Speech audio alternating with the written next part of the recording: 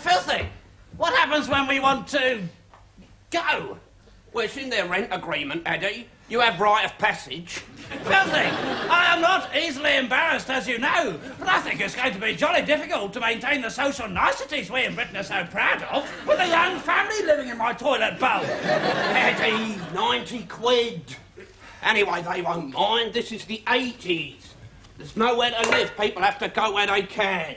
Oh, by the way, watch out what you do with your rubbish. I've got a couple of students in your dustbin.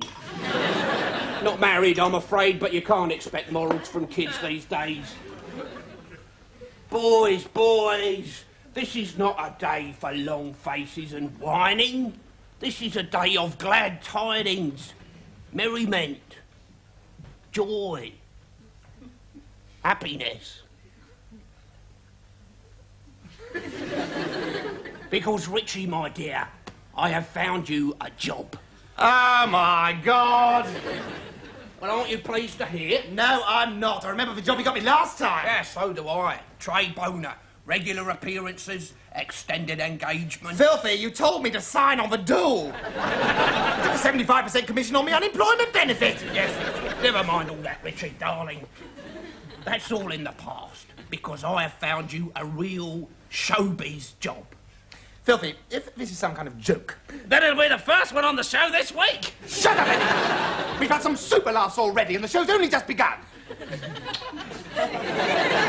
Now, Filthy, tell me and tell me true. Have you really, honestly, crossed your heart and hoped that I got me a genuine showbiz job? Yes. How big? Enorm. Enorm! You, Mr. Richard Rich. Yes! You old trooper, you. Yes! You old hellraiser, you. Yes! You mad, drunken dog of the theatre. Ruff, ruff, ruff! You are going to read the gossip columns on breakfast television tomorrow morning. Oh, my God, this is it! I'm gonna meet Anne Diamond! Wincy Willis! Gordon Honeycomb! This is it! This is it! Michelangelo got persisting chapel contracts. Russ Abbott had his madhouse. Bernard Matthews couldn't say beautiful properly. And now, I'm going to read the gossip columns on breakfast TV. Just a one-off, Newbie. It's only tomorrow morning. Ha! Wait till you see how brilliant I am at it. I'll be reading the weather before you can say frack blah. One small prop. Bear in mind that you have to be at the studios tomorrow at 4:30 in the morning. You old Josher. Come on, Filthy, this is serious. What time have I got to be at the studios? I'm telling you, boys, that's it. A.M. Shut up, Eddie. This is serious. This is my big break. 4:30 in the morning. That's right. So, you've got to have a quiet night in, get to bed early, and above all, get up on time to get to the studios on time.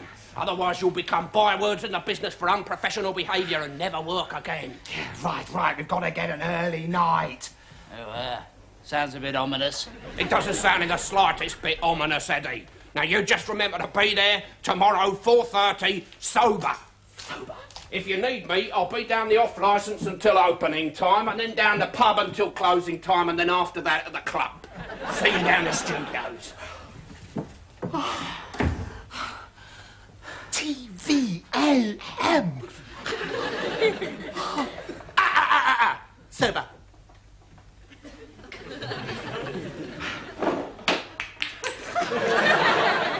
Right, 4:30 in the morning. What time is it now? It's nearly opening time. Right, only 11 hours to go. Oh. What's on the telly? It's broken. Right, now look, we've got to be really sensible, Eddie. Yes, and have a quiet evening in. And an early night. As above all, we've got to be up in time to get to the studio. Why don't we go out for just one quiet little drinky? No. Oh. You know what would happen then, don't you? Lager frenzy. Lager frenzy. But one thing you can't do after lager frenzy is get up at 4:30 in the morning. We can exercise restraint. Yes, and back in the real world, perhaps we couldn't. I know what we'll do. No. No, not that. No, got far too messy last time. No, we'll never do it again, I swear. Never. No, listen, this is great. I nicked myself a school kid on the bus yesterday. It's a great new game, but all the most up-to-the-minute trendsetters are playing at the moment. It's fantastic, and it's called Trivial Pursuits. Richie, Trivial Pursuits was fashionable about 5 years ago. Oh, you really are a sad creature, aren't you, Eddie? If you can't think of something first, you've just got to run it down.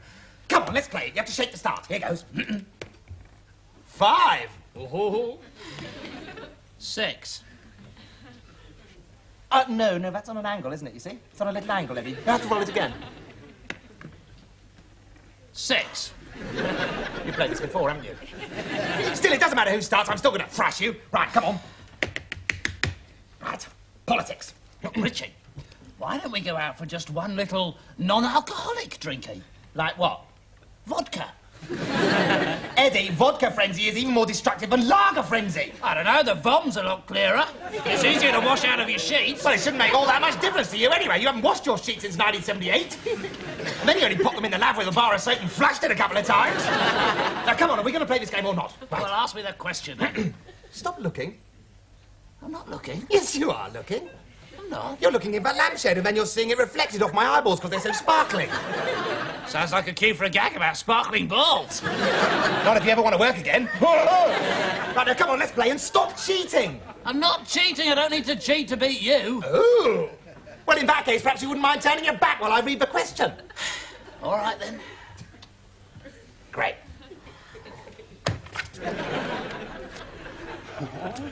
You seem to be taking an awfully long time to read me my question, Richie. Yeah, there's just one or two long, complicated words, Eddie. I'll be with you in a tick. Oh, dear. How very, very sad. Richie, what have we got above our mantelpiece? Eamon Andrews. A mirror. And what do I see reflected in that mirror? Ina Sharple's brilliant. The pathetic sight of the man who once did the continuity links on TVS, reduced to grubby cheating to get the better of his half-drunk mind. And this, if you don't mind my saying so, is Thatcher's Britain. Al Pacino and the Bee Gees. Great, good. I think all your cards are in order now, Eddie. I think we can start. It's of no importance, Richie. I shall simply take the questions from the other end of the box. Now, presuming I can see nothing of interest in your sparkling balls, perhaps you would like to read me my question. Right, here goes. The first question of the game. Da, da, da, da! Right. Here goes. Oh, God, this is easy. Blimey, this is a bit too easy, actually. No, really, I don't think it's fair. It's so easy. Look, just ask me the question. All right, then. But it's not really fair. I mean, really, it's too easy. I mean, it really is too easy, really, isn't it? I mean, it's not fair, really. I mean, you've had all the easy questions, and I've had all the really hard questions. I could have won by now if I'd had your questions. I don't think it's fair at all. Really, I mean, honestly, it's just not fair. I mean, and anyway, you probably know all the answers by now because you play the game so often. For those of you who have never played Trivial Pursuit, the producer wishes me to assure you that this is exactly what it's like, and it's actually a brilliantly well-observed gag. Eddie, shut up. Our audience is very sophisticated. They all play Triv. Richie, in order to play Triv, you have to be able to read, which I'm afraid counts all that out from the start. Eddie. Oh, look, are we going to play this game or not? Well, ask me the bloody question! All right. Oh, God, it's so easy. Oh, God. Here it is. Who was the last Labour Prime Minister of Britain? And if you don't get this, you're an idiot. Callaghan. Yeah, can you be a bit more specific? James Callaghan. Yeah, well, can you give me a little bit more? Richie, there is no more. That is the answer.